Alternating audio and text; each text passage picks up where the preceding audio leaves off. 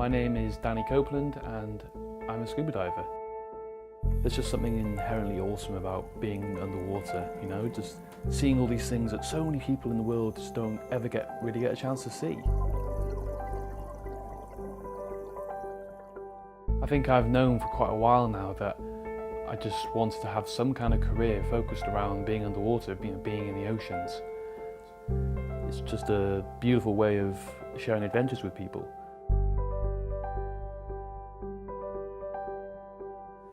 But I've seen firsthand the many ways humans are basically devastating our oceans. Overfishing, pollution, habitat destruction, climate change, you know, the list just goes on and on.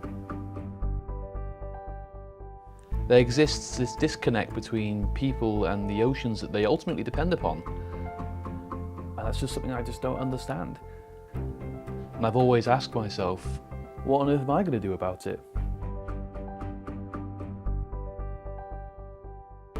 So I was given an opportunity. Travel the world, dive with passionate people, find the answers to my question. I mean, how hard can it be, right?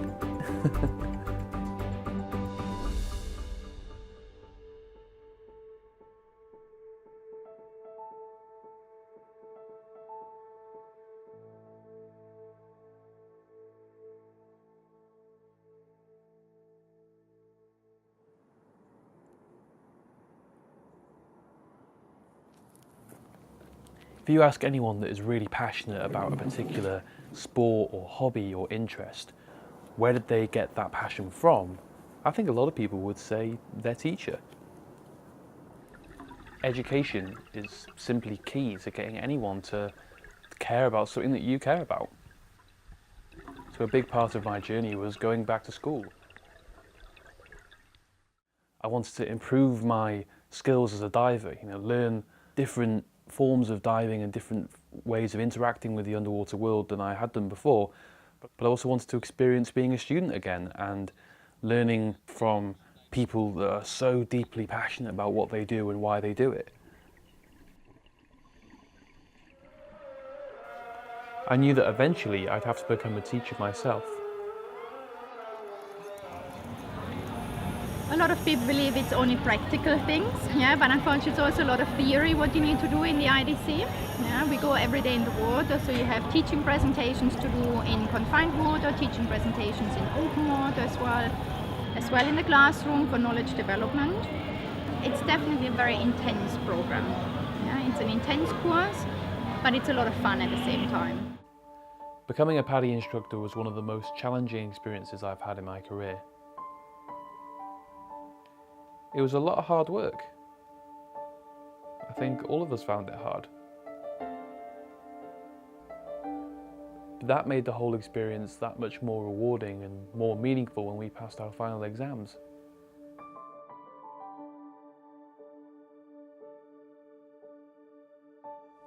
Reconnecting people with the oceans isn't just about education. As a group, they've been around for many hundreds of millions of years. 400. After all, there's only so much you can do in the classroom to engage and excite people. I set out to work with people that complement education with another approach. Interaction.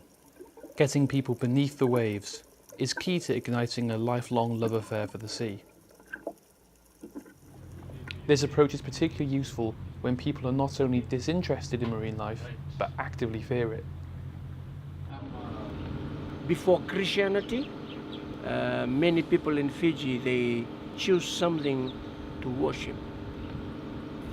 So the people from my village, they choose sharks to be their god. That's how we believe that the sharks and the Fijian people are connected together. The team at Benga Adventure Divers work to pass on their connection with sharks by taking tourists underwater to meet some of the largest bull sharks in the world.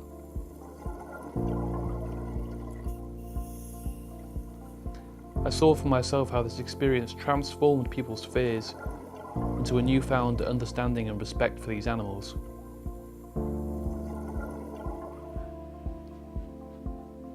My travels helped me develop my understanding of how education and interaction can be combined to engage people with marine conservation. But there was a problem. I still hadn't found my role in all of this. I had one other idea left to turn to, and it was something that had been calling to me ever since I started my journey. To me, underwater media isn't just about taking pretty pictures and video. They are immensely powerful tools. Tools that can be used to tell meaningful stories that inspire people to care about our oceans. And in some cases drive actions that change our relationship with the underwater world. As I developed my ability to capture underwater visuals, I began to have a hunch that I was onto something. But I just needed some real-world experience to give me that last push.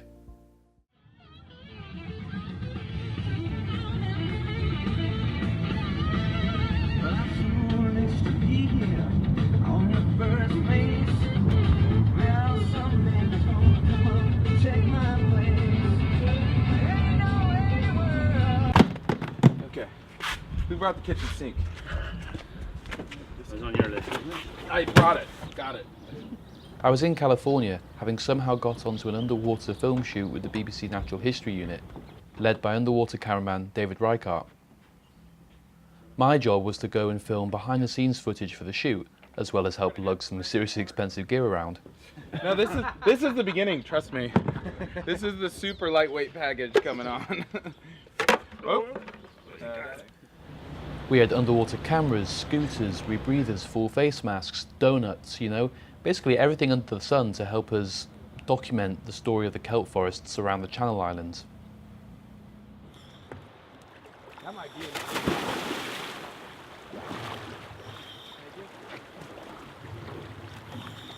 Alright, hold it with that ring. There you go. Got it? I thought the whole idea of shooting some kelp was going to make for a pretty simple shoot, but, well, rarely does everything go according to plan. Well, the biggest struggle we had really was finding healthy kelp. We dove in this kelp forest, noticed that it was basically dying and melting, if you will, pieces of kelp floating by us. In 40 feet of water, below 20 feet, just a layer of off-color water, kind of creepy actually, and no diversity in fishes. 2015 saw an almighty El Niño warming up the waters around the eastern Pacific. The above average temperatures basically meant that California's kelp forests had quite literally burnt away. But we got super lucky when we visited the waters around an unsuspecting rock called Gull Island. The pocket around Gull Island housed probably the last area of healthy kelp forest in the region. The fronds were thick and healthy and the seals were still around.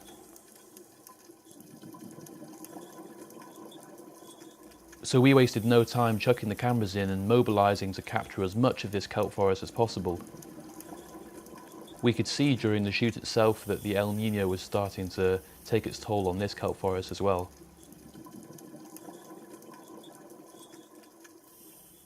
Working with the BBC team was easily one of the standout experiences of my journey. Even though at times the whole team was as stressed as the kelp, it was immense fun. I gained fantastic advice and insight into the realities of working in the underwater media industry, and it was amazing to be a small part of a larger effort trying to tell important ocean stories to the masses. I just knew I had to get involved in more projects like this during my year, and thankfully they weren't in short supply.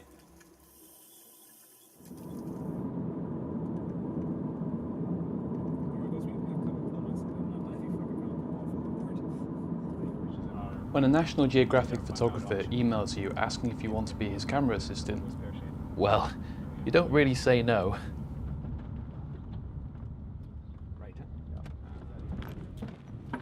It wasn't long before I found myself in Mexico, about to head out to the Socorro Islands with Thomas Peshak and a few old friends.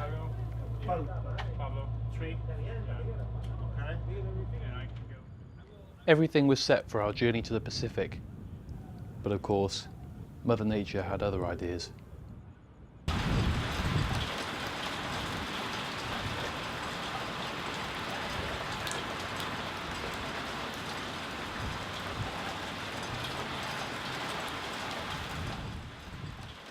Two back-to-back hurricanes had us confined to our hotel room for days on end, and it seemed like our expedition to Socorro had been completely blown away.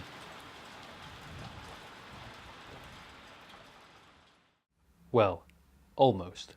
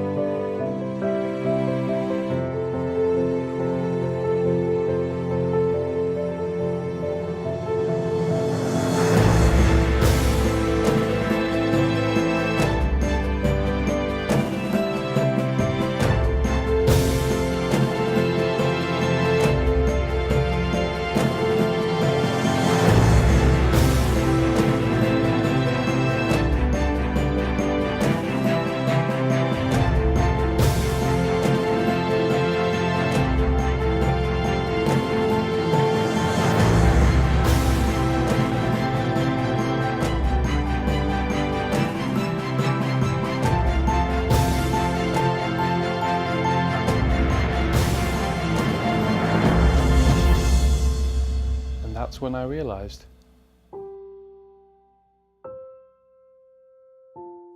this is what I want to do.